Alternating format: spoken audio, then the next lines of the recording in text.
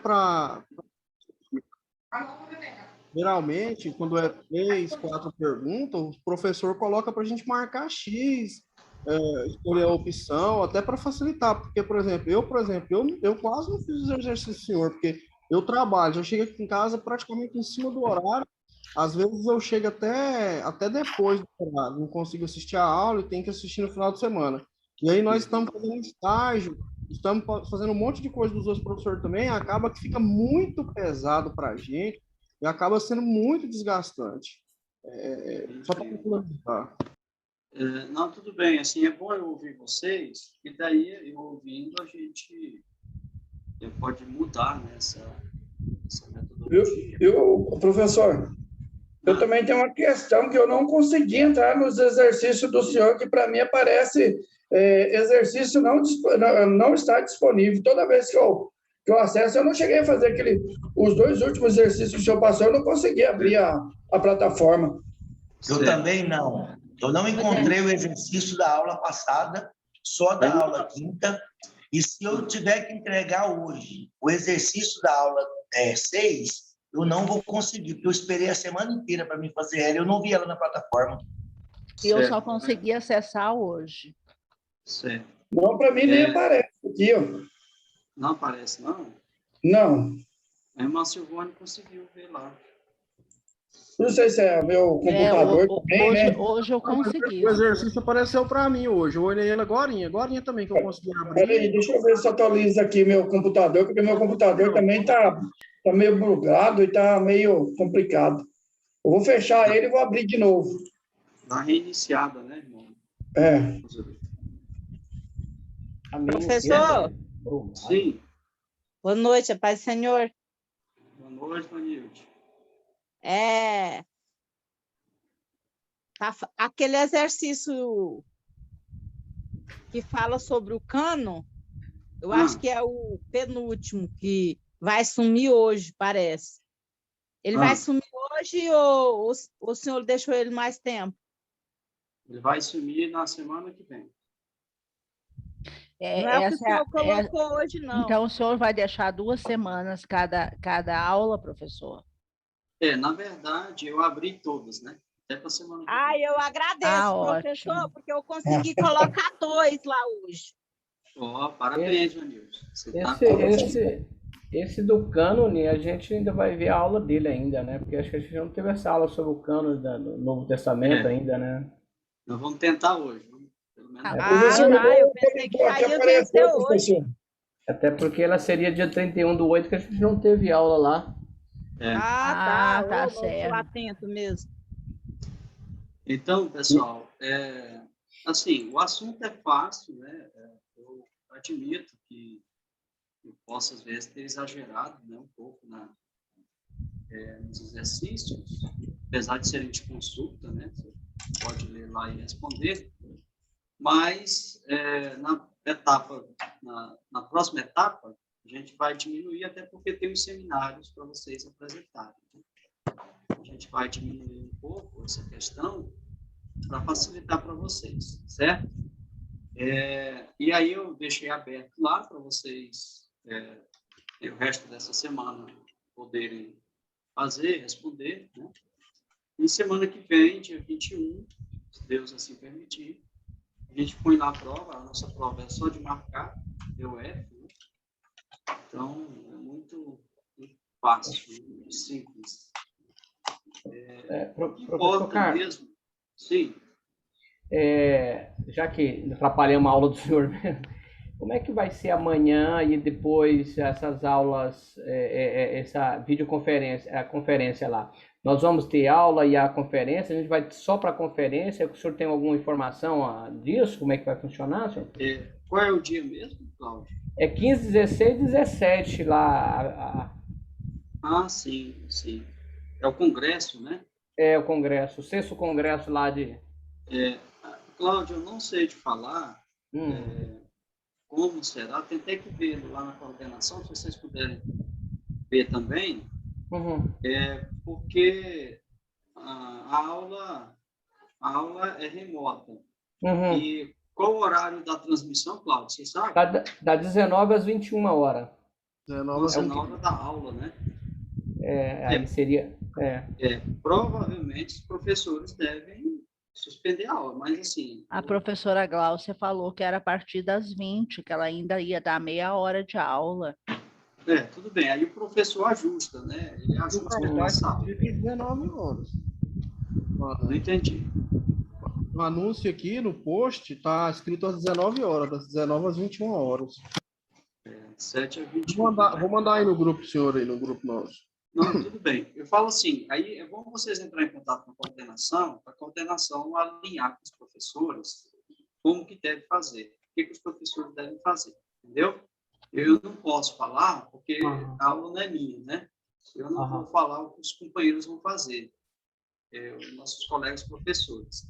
Então, eu sugiro que vocês entrem em contato com a coordenação, que é o professor Eurípides, e ele vai orientar cada professor, né? Cada um da sua disciplina, da sua matéria, tá bom? Então, pessoal, na aula de hoje, nós vamos ver, eu mandei o texto para vocês, né? Do cânon. Eu vou tentar, dentro desse tempo aqui, ser bem sucinto mesmo, para ver se eu consigo falar de dois assuntos. No primeiro momento aqui, eu vou tentar falar do cânon, e no segundo momento a gente fala sobre a vida de Jesus, né? Estudo sobre a vida de Jesus. Então, falar de cânon é falar de regra de estabelecimento das escrituras, né? Das escrituras do Novo Testamento, que é o nosso caso. A palavra cânon, literalmente, né, ela vem do grego, ela significa vara de medir, né? Ela é como se fosse um metro, né? Um metro, a vara de medir. Por que vara de medir? Porque a vara de medir é aquela que dá padrão para as coisas, né? Aquela que mede, que dá padrão, que tem as medidas. Então, o cânon, essa palavra cânon, ela literalmente tem esse significado. Mas quando ela é aplicada ao cânon das Escrituras Sagradas, significa o seguinte, que aquele conjunto de escritos, eles seguiram uma regra para se tornarem, digamos assim, as Escrituras. Então, significa dizer que existiram documentos, existiram escritos que não passaram na regra, naturalmente, né? Que não passaram no teste de canonicidade. Então, o cânon, ele praticamente é isso. Agora, as regras, né, vocês têm um texto lá, vai dizer quais eram as regras, né? Quais foram as regras. Uma delas é que o autor tinha que ser identificado, né? Tinha que ser identificado o autor. Você fala assim, mas tem livro na Bíblia que a gente não sabe quem é o autor. Por exemplo, o livro, a Carta aos Hebreus, né? O livro aos Hebreus. Mas ali está evidente que o conteúdo dele é um conteúdo coerente, né? Com as demais escrituras. Então, a coerência com as demais escrituras era outra regra, né? Era outra medida, digamos assim. Ele tinha que ser também aceito pela comunidade. A comunidade tinha que aceitar a circulação e também o livro tinha que ter sido aceito e circulado entre a comunidade. Também era outra regra muito importante para o cânon do Novo Testamento. Os escritos, eles não aconteceram, porque a gente tem uma noção, a gente tem aquela impressão que a Bíblia, que o evento foi acontecendo e tinha alguém ali com a caneta escrevendo, né? A gente tem essa impressão. Na verdade, muitos escritos do Novo Testamento, eles foram produzidos muito tempo depois que o evento aconteceu. Os primeiros escritos do Novo Testamento foram as cartas paulinas, né? a gente tem na nossa Bíblia as cartas paulinas logo depois de Atos dos Apóstolos, né? A gente pensa, então, que os evangelhos e Atos foram escritos primeiro. Os acontecimentos, sim, foram primeiro do que as cartas paulinas, mas as cartas de Paulo foram escritas primeiro do que os evangelhos, né? Do que os evangelhos sinóticos, do que o evangelho de João e do que o livro de Atos dos Apóstolos. Então, como que se deu isso? Os discípulos, eles transmitiam o conhecimento, né, o ensinamento de Jesus, eles transmitiam através da oralidade. Então, eles falavam, né, falavam de um a um, de pessoa para pessoa, e essa tradição oral, ela ia passando de geração, né, ia passando de pai para filho, ia passando de comunidade para comunidade. Os discípulos passaram para os seus seguidores, né? Os discípulos fizeram mais discípulos, e assim sucessivamente. Então, no início, nós tivemos o processo da oralidade, onde a igreja contava a história de Jesus, né? Contava isso sem ter nada escrito, né? Sem ter nada elaborado, digamos assim. Com o passar do tempo, a própria igreja sentiu a necessidade de registrar, né? De registrar isso em documento, né? Aí foi quando que a igreja começou a se preocupar com essa questão, né? A questão documental, né? Digamos assim, a questão documental, de registrar isso em documentos, né? De ter isso escrito, né? Então, a partir desse momento que eles começam a ter essa preocupação, é que eles vão, então, registrar os acontecimentos. Então, os acontecimentos foram de tanto repetir, de tanto contar a história, então eles tiveram a capacidade de, mesmo passando muito tempo, tiveram a capacidade de registrar isso em documento. Então, esses documentos são documentos originários, são documentos fonte, digamos assim, dos escritos do Novo Testamento. O Evangelho de Marcos, ele, dentro do cânon, né, dentro da formação da escrita, o Evangelho de Marcos foi o primeiro, ele é chamado de fonte Q, e como fonte Q, ele foi, digamos assim, usado pelos outros evangelistas como um esboço para que os outros evangelistas também escrevessem os seus textos, né? Então, Marcos foi a fonte Q. Depois tivemos Mateus e Lucas, né? Quase que paralelamente, escreveram os seus evangelhos. O Evangelho de João foi um evangelho mais tardio e, portanto, a gente percebe essa linguagem de João diferente da linguagem dos sinóticos. Por quê? Porque João escreve depois dos 3 evangelhos, no Evangelho de João, né, na sua escrita. Então, basicamente, isso é que a gente entende sobre o cânon do Novo Testamento. O material que eles usaram para a escrita, que era o material que tinha disponível, né, era o papiro. Não sei se a gente já falou sobre isso, sobre esse material que é usado para a escrita. Nós já falamos sobre isso em alguma aula? Já falamos. Com a aula anterior, não, professor. Não, né? Nós comentamos um pouco a respeito do papiro, mas foi algo não de aula, mas... Não foi relacionado ao cânon, né? Não. Isso. Então, o material que eles usavam era o papiro, que era o material extraído, né, da própria planta, que tinha o nome de papiro. E também o pergaminho, que era de pele de animais, que era o material mais, digamos assim, mais resistente, ele aguentava mais. Era mais difícil, mas aguentava mais. E também tinha algum material escrito em cerâmica, em argila, eles eram colocados em forma de códices, né?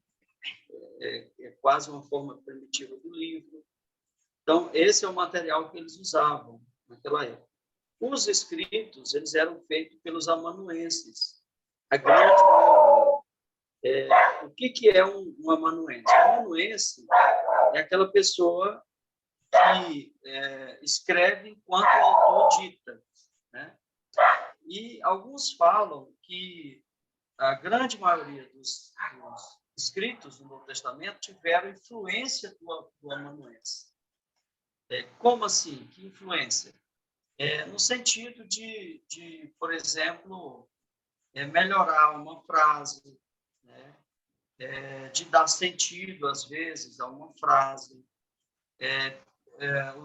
Os estudiosos falam que existia muita anotação, anotação marginal nos pergaminhos, que hoje a gente tem os rodapés, né? Naquela época eles tinham as anotações marginais, eram aquelas anotações que eram feitas nas margens dos papiros, na margem dos pergaminhos, que eram como se fossem observações, notas, alguma coisa assim, né? Tinha essas anotações que acabaram ajudando nas traduções das versões que nós temos.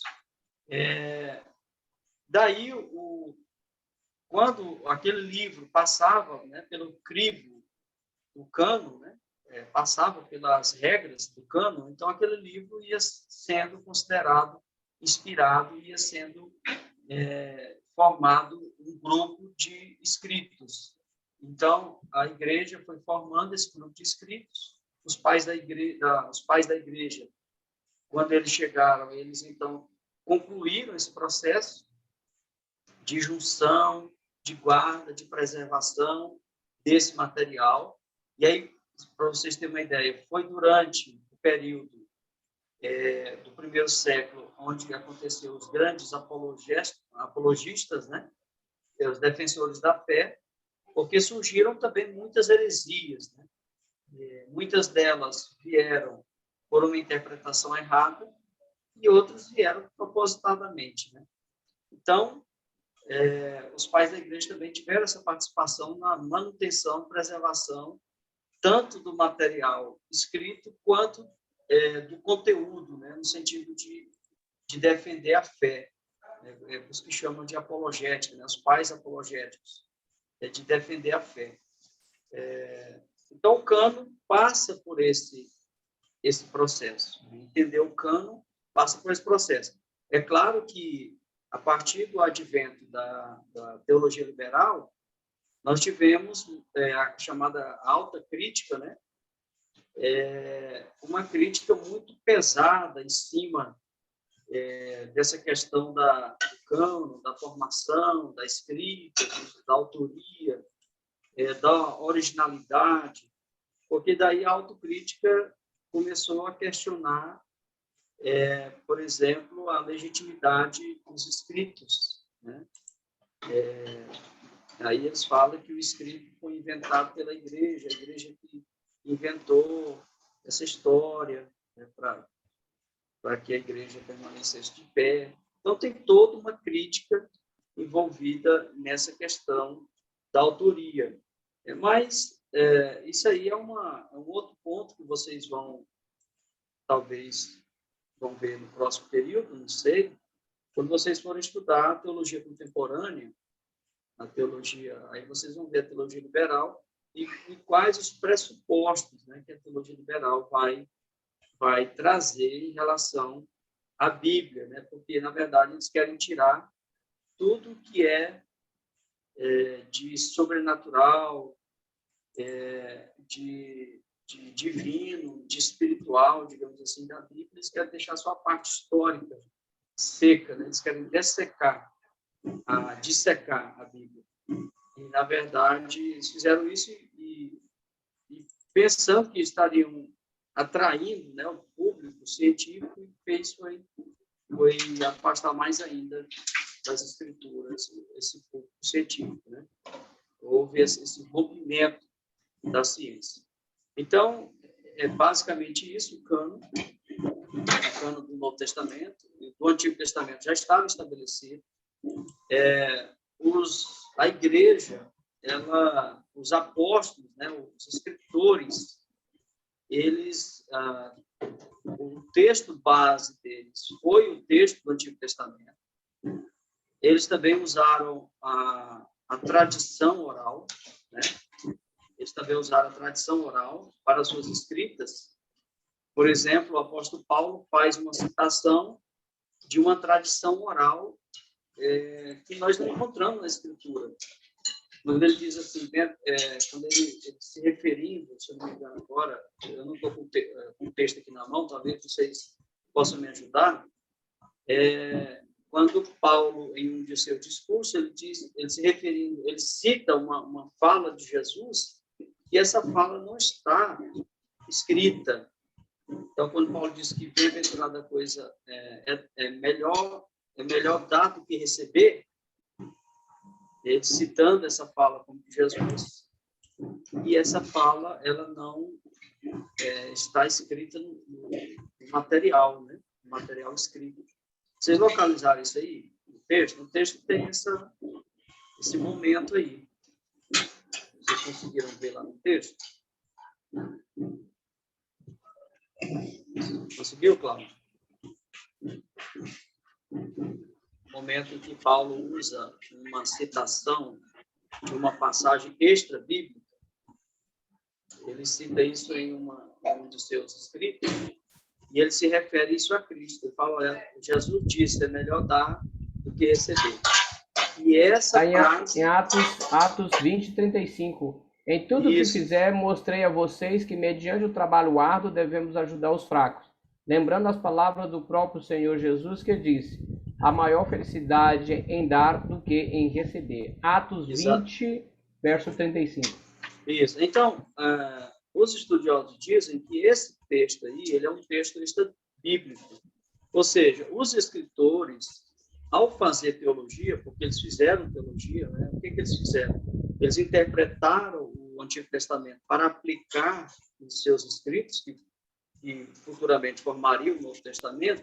Então, eles fizeram teologia, e eles usaram tanto o texto escrito, que é a Bíblia hebraica, a Bíblia antiga, o Antigo Testamento, quanto a tradição oral, né? Porque nem toda a tradição oral foi escrita, né? Não sei se você se lembra de uma fala do apóstolo João, que ele diz assim, olha, se todos os milagres que Jesus fez, todas as palavras que Jesus falou fossem escritas, todos os livros do mundo não seriam suficientes. Você lembra disso? O apóstolo João chega a falar isso no final do seu evangelho? Sim. Lembra, né? Sim. Eu não sei se é no capítulo 20, versículo 21 do Evangelho de João. Fala realmente isso mesmo. Se todos os livros fossem escritos, não haveria espaço, né? Exatamente. Então, o que João está dizendo? João está dizendo o seguinte, nós temos muito mais informações, nós temos muito mais acontecimentos do que foram registrados. João diz, olha, o que nós registramos é o que nós achamos suficiente para que você creia que Jesus é o Filho de Deus, né? Então, o que significa? Que os escritos, né, do Novo Testamento, eles tiveram a participação como fonte, a fonte escrita e a fonte oral, né? A fonte da tradição oral também foi usada como escrita do Novo Testamento. Professor Carlos, eu tenho uma pergunta para o senhor. Ali no texto que o senhor forneceu para nós, deixa eu ver aquela parte que fala do livro de 1 Pedro e 2 Pedro. Aí Sim. fala assim que tem dúvida quanto à autoria por causa do estilo o estilo, segunda Pedro tem um estilo grego que difere de primeira Pedro. Aí fala que a esses livros foi dado o nome de antilegômenos, que significa impugnados. Mas se é um livro impugnado, né? Se segundo Pedro é um livro impugnado, por que ele faz parte do cânon?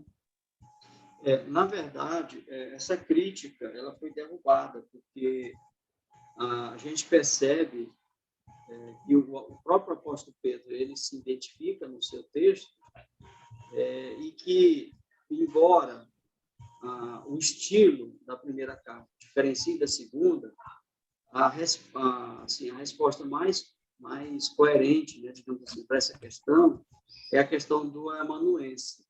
Como Pedro tinha uma dificuldade de conhecimento, então o amanuense que escreveu 1 Pedro não foi a mesma da segunda carta. Então, essa diferença de estilo é por conta da pessoa que escreve, porque Pedro não escreve. Por exemplo, o Evangelho de Marcos, ele é também uma autoria de Pedro. E você percebe que o Evangelho de Marcos, o estilo de Marcos, ele é um estilo diferente das cartas, né? Mesmo sendo Pedro o seu autor, né? Digamos assim, porque Marcos escreve e coloca o seu nome, mas Marcos escreve o que Pedro dita, o que Pedro fala, que são as memórias de Pedro, né? Que Marcos escreve. Então, aí, por isso, irmã Silvana, essa crítica ela foi derrubada por essa questão, né? E aí o texto passa a ser inserido no cânon, né, e aceito. Um dos livros mais debatidos e que demorou muito a ser inserido no cânon foi o livro de Hebreus, e o mais entre Hebreus e o outro é o livro de Apocalipse. Inclusive, eu mandei um vídeo também para vocês, está lá na plataforma, falando um pouco sobre o cânon. No vídeo lá nós temos mais informação, e lá no vídeo o rapaz vai dizer que existem bíblias, né, em determinadas comunidades cristãs que não inseriam o livro de Apocalipse. E até hoje existe. Então, ele vai falar no vídeo, depois vocês assistem lá. Eu não quero falar o que ele fala, senão vocês não vão assistir o vídeo. Então, mas vocês vão perceber isso, né? Que houve uma dificuldade de inserção, né, de alguns livros no cânon. Mas era essa dificuldade, ela era, de certa forma, até assim, correta, justa, porque imagine o tanto de livro que apareceu no período interbíblico, né? Apareceu tantos apocalipse, apareceu tantas epístolas, tantas cartas, tantos livros, tantos evangelhos, e aí a igreja teve um trabalho muito grande para determinar qual era o que era verdadeiro do que não era. Então, realmente, a igreja desconfiava, né? Quando eles encontravam um texto, eles demoravam a provar, né, digamos assim, por causa dessa análise acurada, para ver se realmente era um texto verdadeiro, se não era um texto com um falso autor, e assim sucessivamente, né? Mais alguém tem alguma colocação? Professor, só a título de curiosidade, eu não sei se nessa hora o senhor tem essa informação, mas Apocalipse, que foi escrito por João na ilha de Patmos, ele foi, suponho que esses escritos estavam lá e foram achados, né? Quanto tempo depois o Apocalipse entrou no cânon? Que o senhor disse que foi um dos últimos, né? Foi. Assim, eu não estou de posse do texto, também não estou com ele aqui na minha tela, mas, na verdade, o Apocalipse ele foi circulado. João escreve da ilha e tem um mensageiro que leva esse escrito e circula entre das igrejas, né? Ah, Ele é direcionado a 7 igrejas, chamadas 7 igrejas da Ásia, e esse mensageiro, ele passa de igreja por igreja, entregando esse livro, e aí o livro, então, ele é circulado, ele passa por todas aquelas comunidades, e as comunidades o leram. Assim, eu teria que buscar essa informação, Silvana. não, mas isso aí já deu uma clareada mais, professor Certo. Carlos. Obrigada. Por nada. Mas, assim, de certa forma, ele demorou a entrar no cânon por causa da sua linguagem, né? Porque, olha só, o Apocalipse, ele é totalmente diferente, a linguagem é totalmente diferente do Evangelho e das 3 cartas de João.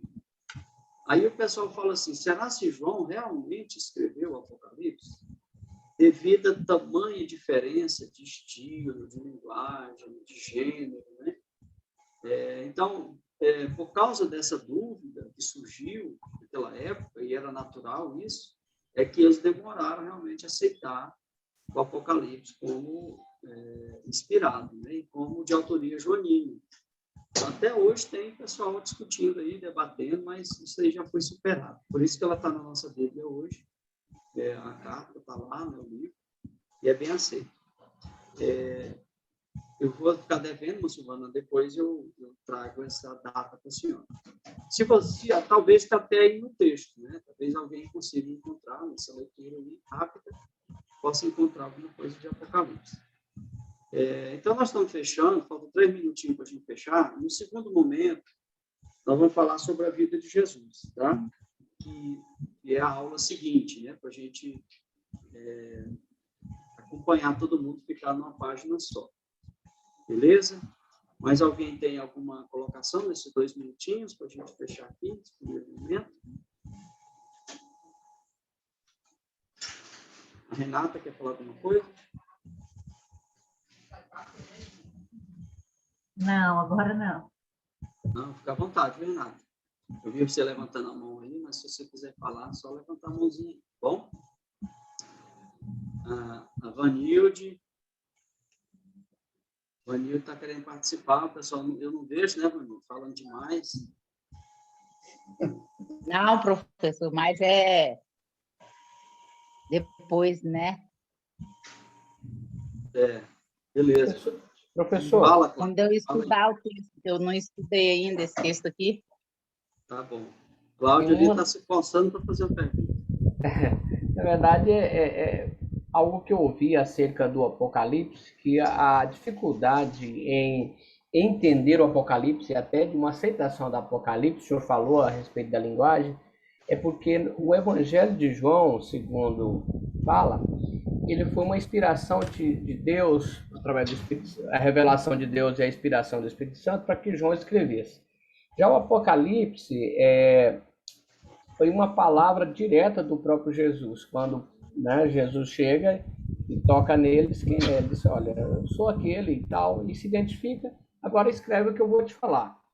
Então, segundo esse teólogo, diz que a dificuldade, de repente, de uma compreensão e de uma aceitação naquele momento foi essa linguagem que foi uma linguagem do próprio mestre, e talvez diferente de uma linguagem que ele, João, enquanto, né, a linguagem de Pedro, por exemplo, a linguagem de um pescador que vai falar lá de anzol, de linha, estou conjecturando aqui, uma linguagem talvez mais coloquial, igual Jesus disse, olha, a igreja fala que o que anda no meio dos castiçais, o que tem as 7 chaves e assim por diante, uma linguagem mais formal.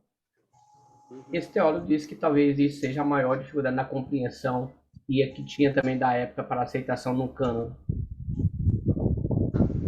A aula está aqui, ó, menos de 1 minuto, em qualquer momento, acho que tem poucos segundos aqui para ela fechar. Mas é isso mesmo, Cláudio. Teve essa dificuldade e outras mais, né, em relação ao próprio estilo. E lá no Apocalipse nós temos uma carta, nós temos uma profecia, nós temos uma escatologia e nós temos um livro.